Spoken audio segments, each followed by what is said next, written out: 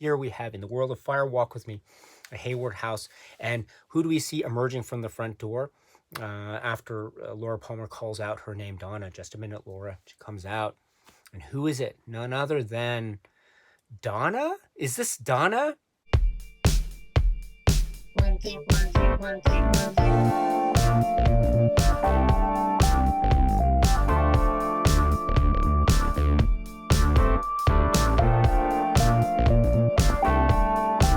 Greetings from Tokyo, my dear friends. This is Daisuke, and I very much hope that this video finds you well and in very good spirits wherever you are in the world. And today, if you don't mind, let us please continue on with our discussions of this phenomenal work of art, which is right here, Twin Peaks Fire Walk With Me, which is from the year 1992, directed by David Lynch. And it is a fascinating journey through this world, or worlds, shall I say, in the plural, related to this show, this concept, this work of art, this idea, these images, these feelings, all-encompassing, everlasting. That is the world of Twin Peaks in the body of this work, this film, Twin Peaks Fire Walk With Me. Now, before I continue on, I should say, as I always do with these videos, is that I am going through the discussions sort of in bit by bit or in piecemeal fashion. And so we are going through the film in a type of chronological order. There's a lot, I think, to talk about. There's a lot that I'd like to try to speak about in terms of how much I feel about this film, Twin Peaks Fire Walk With Me. So we are in the midst of that progression of discussion. And then by the end, when we reach the end and we have made all our discussions about this film, I plan to do a bit of a wrap-up discussion on this overall. But we are now in the midst of this film proper. So, my dear friends, if you want to check some of the past video discussions on this work, please feel free to do so. Those videos are still up on this channel. And I should point out, too, that the nature of these discussions that I'm having is that I may refer to episodes or storylines or characters, etc., that have appeared in previous broadcast stories of Twin Peaks. So specifically the pilot, season 1 and season 2, because those were broadcast prior to the release date of this film, Twin Peaks Fire Walk With Me. I will not refer directly to any story that has occurred after the release of Twin Peaks Fire Walk With Me, because I want to preserve those stories or those discussions for those stories for another time. So please keep that in mind. Everything prior to Twin Peaks Fire Walk With Me's release, I might refer to, but anything subsequent to it, I will not be referring to directly. So just keep that in mind. We will, of course, touch upon those subsequent stories in future video discussions if you are interested. And I should also point out, too, that like I have always done with these Twin Peaks discussions, I do not at all hold myself out to be in any way, shape, or form an expert when it comes to Twin Peaks. I am not an expert. I don't get all the details down correctly, and I have made a number of mistakes so far along the way, for which I apologize profusely. But I will try my best with the details. But if I do get some details wrong, I apologize in advance. But it's my way also to try to emphasize that I am, while I'm not the biggest expert when it comes to the world of Twin Peaks, I am a fan. I'm a big fan of this work, and I'm a fan of the show, and I'm a fan of the series, and the various stories that I have been so fortunate enough to be able to engage with and encounter and watch time and time again, including this film, Twin Peaks Fire Walk With Me. I adore this work so much, and it is one of my hopes and goals throughout the course of this video discussions to try to suggest that, or to try to convey that to you, just how much I really love this film, Twin Peaks Fire Walk With Me.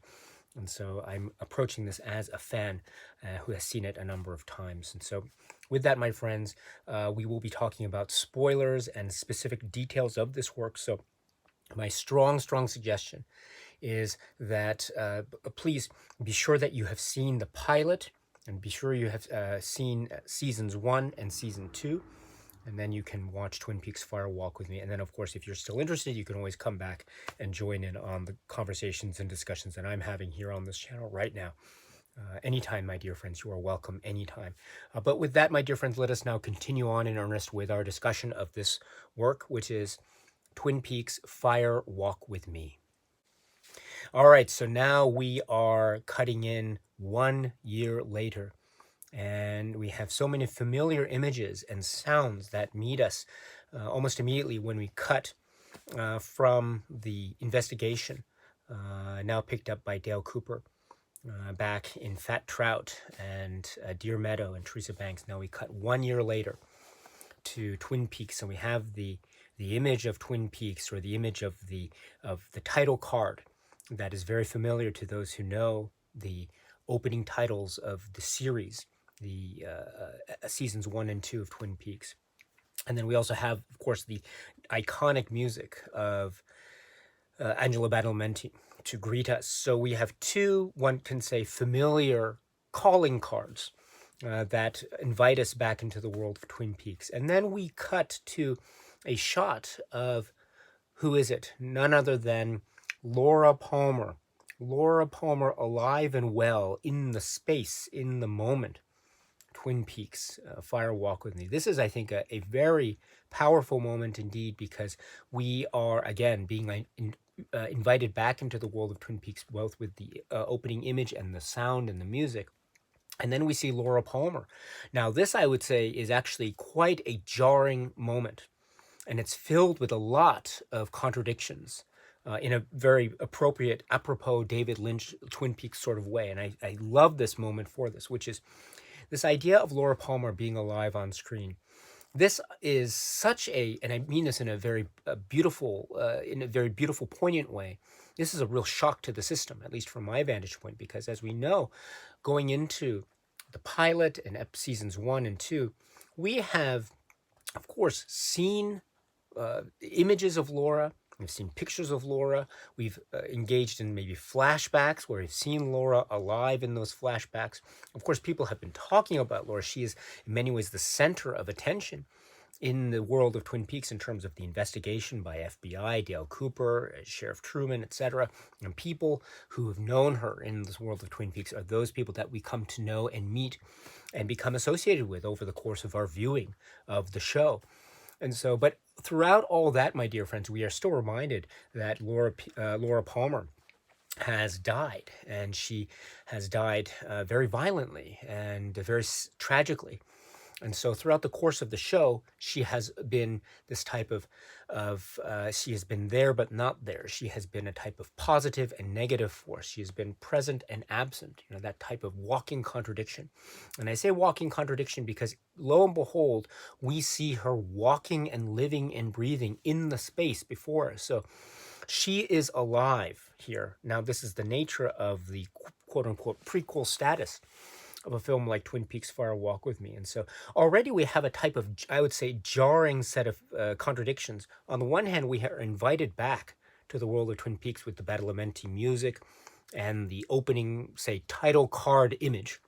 But then we cut to the walking, moving, alive Laura walking down the street. And while Laura is, of course, a very pivotal character in the world of Twin Peaks, she is appearing to us alive and living, which is fundamentally different prospect to what we have been engaged with. Laura has been in many ways a type of concept or a type of almost maybe fantasy or maybe a type of dream vision for a lot of the characters, one can say. In any event, my dear friends, we have this idea of Laura alive and well. And so that idea of life is, I think, inherently, it makes this idea of Twin Peaks Fire Walk with Me both, again, the same but different than what we might be used to in terms of our viewing of Twin Peaks, the TV show. And I think I want to make this point, I want to emphasize this point too, because again, as a type of introduction to the way we will get to know Laura Palmer throughout the course of the remainder of the running time of Twin Peaks Fire Walk with Me, one can say that we will get to know her very well. There are still mysteries that perhaps one can say by the end of the film remain intact. There are still aspects of her character that might remain inscrutable from the viewpoint of viewers, and perhaps even the people in Twin Peaks as well. But we do get to know her so much, and there is an intensity in terms of us getting to know her. And perhaps us getting to know her might fly in the face of what we as viewers, might have thought we knew about Laura Palmer when we watched the film or when we watched the series prior to watching Twin Peaks Fire Walk with Me. So that type of, say, flying in the face of our expectation, if those expectations are perhaps different than what we might interpret Twin Peaks Fire Walk with Me to be, that type of interaction, I think, is very exciting, and what makes Twin Peaks Fire Walk with Me such an exciting work indeed. Again, similarities and differences, and two, this type of feeling familiar yet unfamiliar. Laura Palmer feels right. We it's like we've known Laura Palmer and yet we've never known her Laura Palmer. We've seen her image everywhere, and yet when we see her walking for the first time, alive and well, it feels, at least from my vantage point, it feels somewhat new and somewhat novel and somewhat, yes, dare I say it, somewhat strange and quite captivating in this way that cinema can draw us in. So this wonderful way that this very image just goes to the very heart of this idea of the donut hole, right? The donut hole theory of David Lynch and indeed Twin Peaks, the idea of absence forming the basis of existence. Well, here we have absence being filled by the very existence of Laura Palmer, the actual living, breathing existence of Laura Palmer walking down the street. And I dare say, too, that there are details that feel somewhat familiar, that's somewhat different. I note the hair of Cheryl Lee, the hairstyle of Cheryl Lee. You know, there is the way in which it does feel like, and I don't mean this in a negative way, it does feel sometimes like it is not the same hair maybe that we might have seen Laura Palmer in, say, images or flashbacks during the series. It does feel like maybe a makeup or wardrobe touched up type of hairstyle. Of course, I know it's meant to evoke some moments in the past, and I know it's meant to, it's part of the acting performance of Cheryl Lee, and there's nothing against it. But I bring it up for a reason, which is it is a detail that I think, from my vantage point, does not go unnoticed. And it does not go unnoticed, I think, in a very powerful way, because it reminds me, too, that there are details throughout even this opening montage when we return to Twin Peaks, where it feels the same, yet it feels somewhat different, feels somewhat off.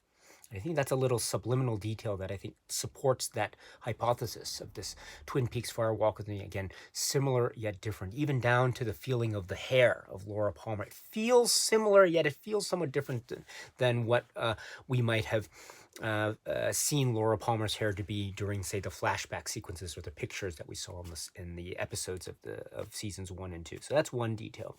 And then we're walking down, and she calls out. Who does she call out to? None other than Donna Hayward, and we see the front of the house, which we understand to be Hayward's house. Please note here, too, when we get to Twin Peaks Fire Walk with Me, when we see the exteriors of houses and how these may or may not match up to the exteriors of the houses that we might have seen in earlier episodes of the pilot of Twin Peaks, such as the Hayward house. But in any event, here we have, in the world of Fire Walk with Me, a Hayward house. And who do we see emerging from the front door? After Laura Palmer calls out her name, Donna. Just a minute, Laura. She comes out. And who is it? None other than Donna? Is this Donna? I guess it is. They interact like they know each other, but this isn't Donna, right? So this is another kind of shock to the system already. And so we, of course, know that in this world of Twin Peaks Fire Walk with Me, Donna is portrayed by the great actor Moira Kelly, and so here we have but it's not Lara Flynn Boyle. So this is a very different situation going on, especially since during the course of the series Twin Peaks, we really got to know Donna and her interactions with other characters like James, etc., Maddie, etc., and other members of the Twin Peaks community. And here we have and there is a certain resemblance, of course, one can say, between Moira Kelly and Lara Flynn Boyle on the one hand, but they are different in terms of appearance and the like. And so it is very obviously a different actor portraying this character, the same character portrayed by two different actors. And so this is, again, flying in the face of expectation. Again, also telling us that, or reminding us that we are in the world of similarities yet differences. And my goodness, this is, I think, a really big difference when we come to it. Now, that is nothing against how Donna, the character, is portrayed by Maura Kelly throughout the course of the film. It's one of the great performances of this film, but it is quite jarring. Now, I don't think it is in any way, from my point of view, detrimental to an enjoyment experience of Twin Peaks Fire Walk with Me. On the contrary, I think it can be seen or relied upon as being part of the overall hypothesis of a reading of Twin Peaks Fire Walk with Me, and indeed a regard of the world of Twin Peaks itself. If we recall, in past discussions, I tried to bring up the idea of parallel worlds or alternate realities, or things that maybe are relived or relitigated, or time is warped, and we go in different places in time, and we might have people who are the same person, but maybe portrayed by different characters or different actors, or maybe we have one person who is maybe two people at the same time, so one actor portraying two separate characters or something of that sort. And so here we have a type of, in the world of Twin Peaks, fragmented possibilities, differences in, say, personalities, whether one might label it as schizophrenia, or whether one might label it as a demon possession, or whether one might label it as alternate realities converging in on each other at the very same time and space. And so in that concept, I think we can see Twin Peaks Fire Walk with Me once again as this idea of a prequel, yet it's a prequel sequel, or it's also this idea of an alternate reality coming in all at once. And if we look at it in terms of an alternate reality, we can see that the appearance of this different actor portraying Donna lends itself to this notion that maybe what we are watching when we see Twin Peaks Fire Walk with Me is not necessarily a prequel per se, but rather perhaps an alternate reality to what what we saw. Maybe it runs parallel to what we saw in seasons 1 and 2 of Twin Peaks, or the pilot in season 1 and season 2 of Twin Peaks. And if that's the case, then it's really quite fascinating. And I know I'm not going to talk too much about any future episodes of Twin Peaks or future stories of Twin Peaks, but I dare say, let me just say here that we may see this type of, say, notion of examination of reality, an examination of repetition. We may see this emerge in, say, future subsequent stories of Twin Peaks. Let me just put it right there. So in that type of context, the appearance of Maura Kelly as Donna, I think, is so, in a maybe subliminal and nuanced way, or perhaps not, maybe even a quite potent and direct way. It is very apropos. It is very, very apropos in the world of Twin Peaks. It's almost like the mirror image of, say, the idea of Kyle MacLachlan playing the role of Dale Cooper on the one hand, but also playing at the very end of season 2, where this idea of Bob inhabiting Dale Cooper. So we have the same actor portraying, in essence, two separate characters. We had also Cheryl Lee, the same actor, essentially playing two separate characters, if we count Laura Palmer and also Madeline Ferguson. So we have, in that sense, we have the opposite, but a parallel concept where we have two actors playing the same character. So we have Lara Flynn Boyle from the TV series, and then now Maura Kelly here for Twin Peaks Fire Walk with Me. And it works. I think it really works in that way. And there's a type of way in which we can go along with it, because I think the rapport between these two actors is really that good and that solid. So we have the two of them now walking towards us, and then a cut, and then we see them walking away, and then talking to Mike, right? Mike, you're the man. And here we have the interaction between these two girls and then the two boys, Mike and Bobby. Mike is the man. Laura Palmer, see you later. And so we have, again, Bobby and Mike, and it's nice to see them again. Again, it's a return to Twin Peaks, and those are more calling cards, in a manner of speaking. Those are characters that we have seen, right, in the world of Twin Peaks, in the series of Twin Peaks.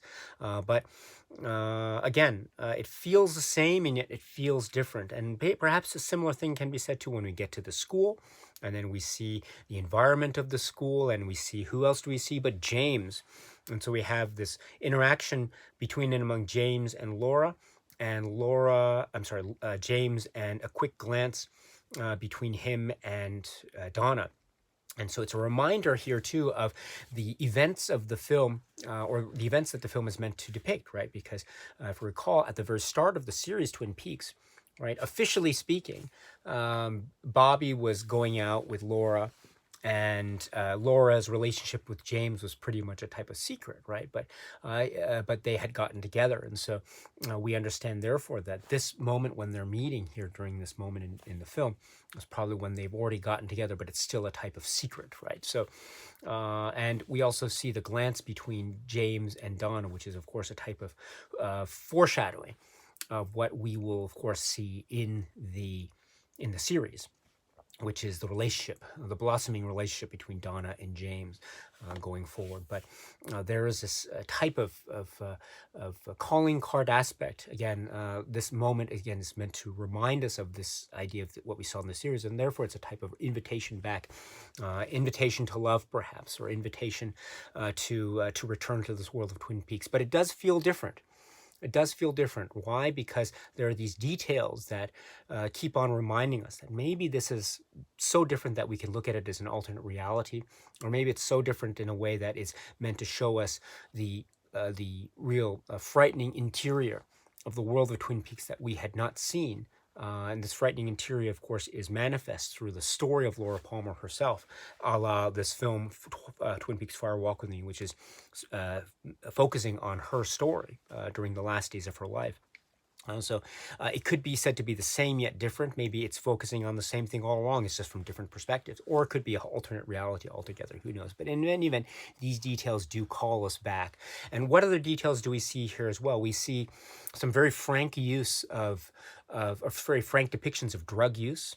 And we understand when Laura goes to the restroom in the school, we see her and her drug use, and it's very graphic actually. And so we've never seen, at least I don't recall any scene in the series Twin Peaks of this type of real frank and graphic depiction of drug use.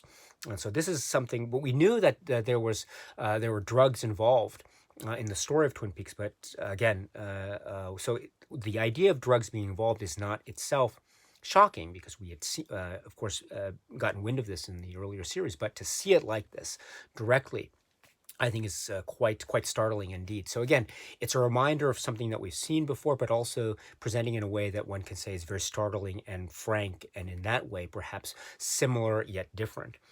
Another thing that is very frank and very perhaps in that way very startling, in the sense that it's different from how things are depicted in the series, is the intimacy and the sexual intimacy that we see a little bit later. Again, the clock, 2:30. What did I say, right? Whenever you see a clock or numbers in Twin Peaks, keep note. It may or may not mean anything, but here we have a clock that says 2:30, and this is meant to indicate a secret rendezvous between James and Laura Palmer, somewhere in the school, on the school grounds, where the two of them are alone. And here we have, again, a type of reminder of their connection. And they are indeed now an item, or a couple. And there's also this idea, too, of Laura being very vulnerable, and perhaps not being, maybe she's being very distant as well. And that James is trying his best, type of appeal, to try to reach her and try to get to her and try to save her, in a manner of speaking. And maybe Laura is either recognizing the inability of James to be able to do that, or maybe she is resisting. Who knows? But there's a tension between the two of them. They seem to be together, but there's also a resistance. And maybe the resistance is more on Laura's side and is on James's side. And there's this idea too of the analogy to the turkey, and the quote from Laura, right? Gobble, gobble, gobble, which I think has this type of childlike refrain aspect to it. On the one hand, reminding us of the sort of innocent quality of the character inherent in the character of Laura Palmer, but also there is a tragic tinge to it. Especially how Cheryl Lee delivers it, in terms of almost being teary-eyed, and almost to the point of realizing the futility, perhaps. And this idea of futility of Laura's story is something that will come to be more prominent as we get closer and closer to these other aspects of Twin Peaks Fire Walk With Me, as we progress through the film. But here we have then the two of them come together, James and Laura, and It's a very intimate setting. There is shots, there are scenes, brief glimpses of female nudity, and so this is meant, of course, to depict the intimacy between these two characters, and we know that they were very intimate prior to the death of Laura Palmer. We know this from especially during the early revelations that were revealed early on in the pilot, and then the early episodes of season 1, of course, and going into season 2. So we knew that James and Laura were together. But we'd never seen this type of, say, frank depiction of physical intimacy like this, or shots of nudity and the like. So here's another way in which this film, Twin Peaks: Fire Walk With Me, could said be similar yet different. We have, of course, James and Laura. And if you recall too, what I really like to do is in my head when I see this scene, I'm reminded of the flashback of the scene in early on in the series where they're talking, and it's a beautiful sunlit day, and it's the beautiful Badalamenti music, and it's the idea of the splitting of the locket. Now my heart belongs to you, and the right, why am I, because I really think you love me. You smell so good, Laura. That sort of almost schmaltzy type of shot, flashback scene early on in Twin Peaks the series. Contrast that scene with this moment here. There is no sense of sort of the melodramatic schmaltz in this. There is almost a dread. There is an eeriness in the way that Laura's talking to James. There's a desperation in James's voice. He almost even at this point wants to try to save her from what or whom we don't quite know yet. But there's an intuition perhaps on his part, knowing that he wants to save her. Perhaps he even realizes now that he is unable to do so. But it is bereft of any of this type of sunlit romance. It is in these sort of quiet back room of the school somewhere.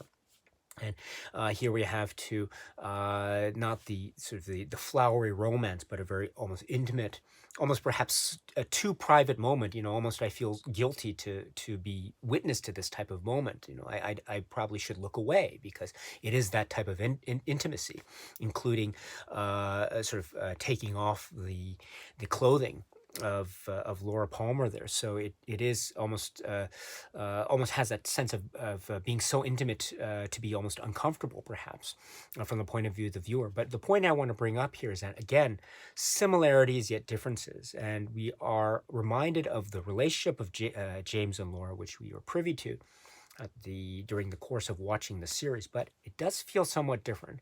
Maybe it has to do with presentation, maybe it has to do with mood, style, maybe it has to do with the focus of the psychological perspective being different than that of the series, or it might be an alternate reality, an alternate universe, a parallel world. Who knows? Who knows? We shall see. We shall see. And again, your interpretation, of course, is your own, and you are free, my dear friends, as always, to make whatever interpretation you are comfortable with. And there might be others as well going forward, but just let's keep this in mind. And two, we have at the same time, or perhaps a little bit after here, we have Bobby, because we know that Bobby and Laura are also, quote unquote, officially a couple, and they are an item together.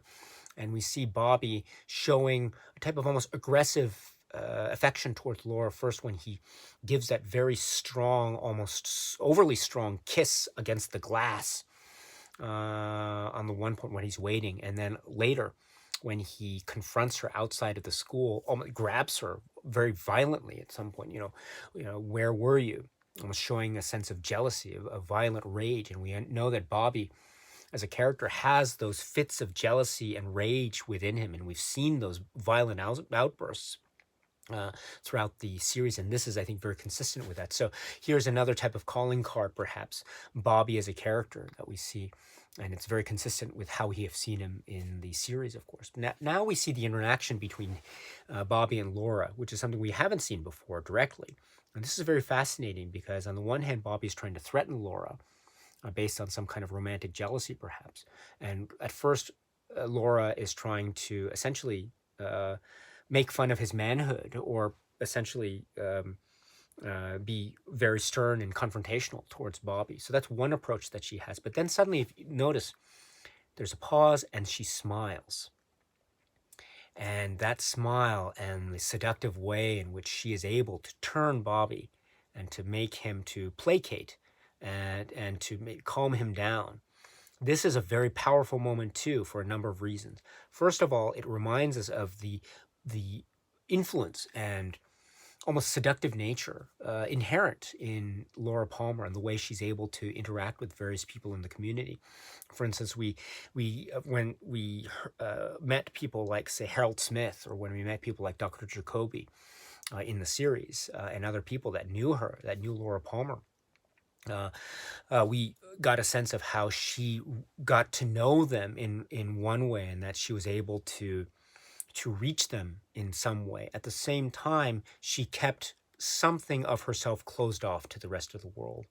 And so she was inscrutable, impenetrable at one point, but at the same time, she could reach a number of people along the way. So this moment that she has the smile between her and Bobby, I think is a great example of this way in which she is able, in a sense, to shield herself off with her beautiful exterior and the smile, at the same time be able to influence Bobby just enough to get him to calm down and to not blow his top and his violent temper, as it were. And he does calm down, and he becomes happy again, as evidenced by, right, it's a really wonderful moment, a real indication, right, and the way that the music interacts with the environment there, right? And we see as he's walking back, you notice in the background, all the people that are walking, they seem to be kind of staggering or dizzy or something. It's a really bizarre moment, almost like reality is swirling in and around itself, almost in the way that's almost affecting the people around Bobby as well as Bobby himself. So it's almost in a way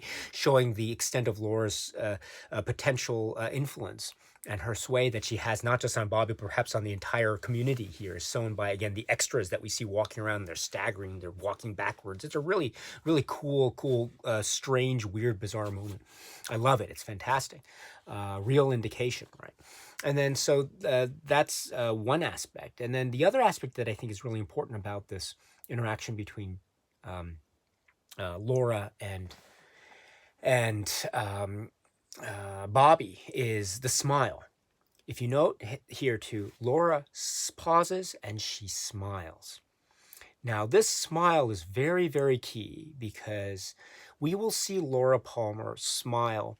We've seen Laura Palmer smile before in pictures. I mean, there's a very iconic, a picture of Laura Palmer, right? The smiling picture of Laura Palmer, type of homecoming queen, Miss Popularity, the most popular girl in school type of photograph, and the smile.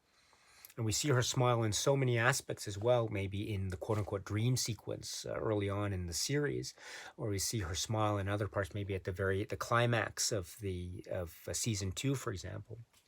And now we see her smile. But what does that smile mean? This is also a very important aspect. We'll see her smile elsewhere in the film as well, and that smile might be a show of happiness and affection, or it might be a show of danger and menace. And whether that danger and menace is some kind of exterior threat towards Laura, or whether it's a interior threat from Laura, or it could be a mixture of both, who knows? This is, I think, one of the great examples of David Lynch's genius here, the idea of contradiction, contradictions that are inherently wrapped up within an image. The idea of a smile by its very nature, one would think is not necessarily itself malicious or devilish, especially how Laura is giving it to giving her smile to Bobby here in a very seemingly outwardly showy, affectionate way. But what does it really mean? She is using it to, in a sense, manipulate Bobby, also to control him. And if that's the case, then what is the extent, is this the extent of that ability to manipulate and control, or does it go further? And when you think too about the implications of the story between, say, Laura and Bob, Laura and her father, and other characters in the film, and the world of Twin Peaks, I think this becomes, again, a highlight of the inherent contradiction of the smile of Laura Palmer. And this is a very powerful moment, I think, for me, and I love it. It's so deep, and it's so mysterious at the same time. And going forward too, we have more interactions to a very famous scene between Laura Palmer and Donna lying on the sofas there, on the couches in the house, and we have the angle from up above and slowly coming down towards them, and we cut between the two characters as they're talking. They're just relaxing and laying down, and it reminds us of a number of things. Well, first of all, we have the speeches and the dialogue and what they're talking about, and we have a little indication about are you going to meet James or are you going to meet Bobby, and then we have a revelation that about how Donna feels perhaps about James. And remember, in the series there is this notion that perhaps from Donna's point of view and James' point of view, maybe Laura knew about this or got a sense of this, the true feelings that Donna had towards James, and indeed later perhaps what James will feel towards Donna. But in any event, there's a sense that maybe at this moment Laura knows or gets a feel of that. So that's a very interesting thing, and it ties back to what we might have seen or might have intuited in this when we watched the series. Also note what Laura's wearing around her neck, the half lock, the half heart, which is very important as well, and also the idea of falling through space. And the question from Donna, if you're falling through space, would you slow down or speed up? Go slower or faster? And Donna asks this of Laura, and Laura surmises herself that probably speed up, and then you'd burn up, right? And this idea of losing control and speeding up, and perhaps there's no one to save you. There are no angels, right? And this mentioning of angel is a very important mention, especially when we watch the film towards its conclusion. Let's keep this in mind, right? The idea of the angel, or maybe from Laura's perspective, there are no angels to save her. And if that's the case, if she really believes that, that is one can say, a very sad and nihilistic view of the world, that there are no angels there to protect her. Why does she feel that way? Well, again, this film, Twin Peaks Fire Walk with Me, will provide this basis for the story of Laura Palmer, indeed why she feels that way. And perhaps there is no room for her salvation. Perhaps that is, I think, the indication or implication of this reference to angels, or lack of angels in a manner of speaking. So this is very important, right? But also we have a sense of the two of them talking in this, one can say it's not in this type of high school girl banter repartee that we saw, say, at the very opening part of the montage when Laura met Dawn outside of her house and they were walking to school. It's very different, right? They're lying almost in space, as it were. I mean, Donna's talking about falling through space, so they're lying almost in space in a visual sense, right?